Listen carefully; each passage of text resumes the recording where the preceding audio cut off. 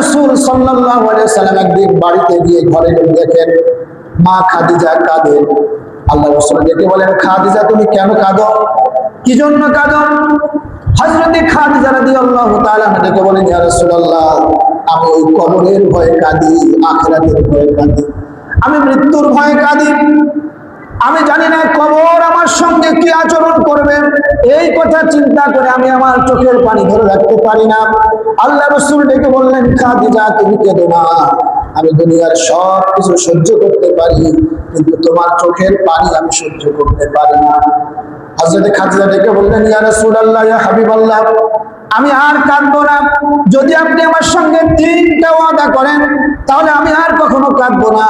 আল্লাহ রাসূল বললেন, কি তোমার ওয়াদা?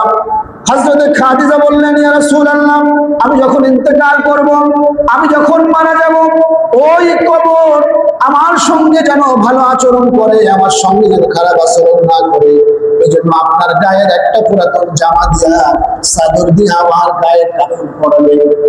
কারণ আপনার গায়ের সুঘ্রাণ, আপনার গায়ের গন্ধ, এটা যদি আমার সাথে থাকে, আমার কাপড়ের সাথে থাকে, তাহলে ওই গন্ধের কারণে হলেও, আপনার গায়ের সুঘ্রাণের কারণে হলেও কবর হয়তো বা আমার সঙ্গে খারাপ আচরণ করবে না।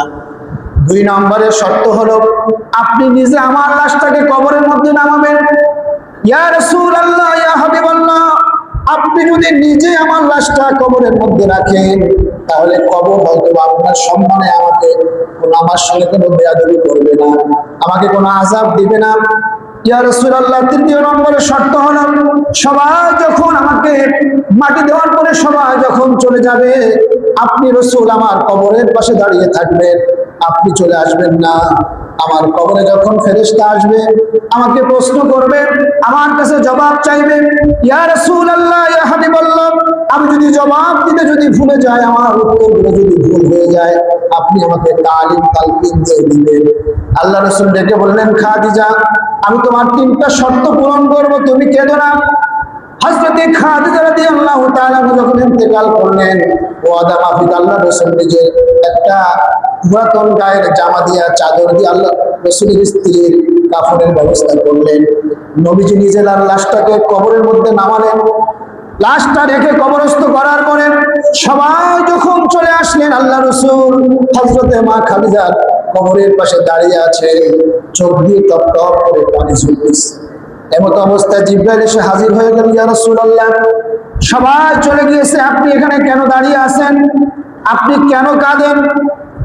আল্লাহ রাসূল ডেকে বলে, জিবরাইল, আমি আমার মৃত খাদিজার জন্য কাঁদি না, মৃত মানুষের জন্য কাঁদাকে আমি রাসূল পছন্দ করি না, কিন্তু আমি খাদিজার, জীবন্ত খাদিজার কথা স্মরণ করে আমি রাসূল আমার চোখের পানিগুলো ধরে রাখতে পারি না।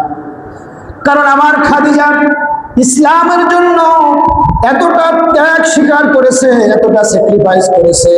খাদিজা রাদিয়াল্লাহু তাআলা তিনি ছিলেন মক্কার একজন ধনাঢ্য ব্যবসায়ী, তিনি ছিলেন একজন মার্চেন্ট বিজনেসম্যান।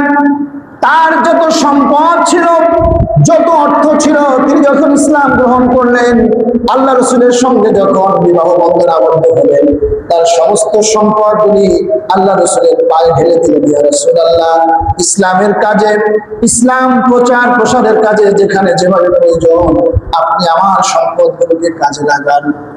শুধু তাই নয়, আল্লাহ রাসূল সারাদিন দাওয়াতি কাজ করে যখন গভীর রাত্রি বাড়িতে ফিরতেন, আল্লাহ রাসূলের বাড়ির পাশে 2জন কাফেরের বাড়ি ছিল। এজন্য আল্লাহ রাসূল নিচু আওয়াজে আস্তে করে দরজায় এসে ডাক দিতেন, খাদিজা আইনা আনতে। সঙ্গে সঙ্গে হযরত খাদিজা দরজা খুলে দিতেন। একদিন আল্লাহ রাসূল প্রশ্ন করলেন, খাদিজা ব্যাপারটা কি? যতদিন আসলাম, যত রাত্রে আসলাম না কেন, ছোট্ট একটা আওয়াজে তোমাকে ডাক দেই, সঙ্গে সঙ্গে দরজা খুলে দাও, ব্যাপারটা কি? তুমি কি ঘুমাও না? হযরত খাদিজা ডেকে বলেন, ইয়া রাসূলুল্লাহ, আপনি সারাদিন দ্বীনের জন্য কত মেহনত করেন, কত কষ্ট করেন, আমি তো দ্বীনের জন্য তেমন কিছুই করতে পারি না। আপনি সারাদিন পরে ক্লান্ত মাখা শরীর নিয়ে আমার দরজায় এসে যদি আপনি আমাকে ডাকতে থাকেন, আর আমি খাদিজা যদি তখন বিছানায় আরাম ফরমাই, আপনার সঙ্গে বেয়াদবি হয়ে যাবে। এই কথা চিন্তা করে আমি বিছানায় না ঘুমাইয়া এই দরজার পাশে দাঁড়াইয়া দাঁড়াইয়া ঘুমাচ্ছিলাম। জিবরাইল, আমি আমার খাদিজার ওই কথাগুলো মনে করে আমি আমার চোখের পানি ধরে রাখতে পারছি না। আমি আমার খাদিজার সঙ্গে 3টা ওয়াদা করেছিলাম, দুইটা পালন করেছি, এখনো একটা বাকি আছে। আমার খাদিজার কবরে ফেরেশতা আসবে, প্রশ্ন করবে, উত্তর চাইবে। খাদিজা যদি উত্তর দিতে ভুলে যায়, আমি রাসূল তাকে তালকিন দিয়ে দিবে, এজন্য দাঁড়িয়ে আছি। এবার জিবরাইল ডেকে বলেন, ইয়া রাসূলুল্লাহ, ইয়া হাবিবাল্লাহ, যেই খাদিজা দুনিয়ায় জীবনে হায়াতে আখিরাতকে ভুলে যায় নাই, কবরকে ভুলে যায় নাই, মৃত্যুকে ভুলে যায় নাই, আল্লাহ রাব্বুল আলামিন আজকে তার মৃত্যুর পরেও আল্লাহ সেই খাদিজাকে ভুলে যান নাই। ইয়া রাসূলুল্লাহ, আপনি চলে যান, আপনি যতক্ষণ পর্যন্ত এখানে দাঁড়িয়ে থাকবেন কবরে ততক্ষণ কোনো ফেরেশতা আসবে না। ইয়া রাসূলুল্লাহ, আল্লাহ আমাকে পাঠিয়ে দিয়েছেন, আপনি চলে যান।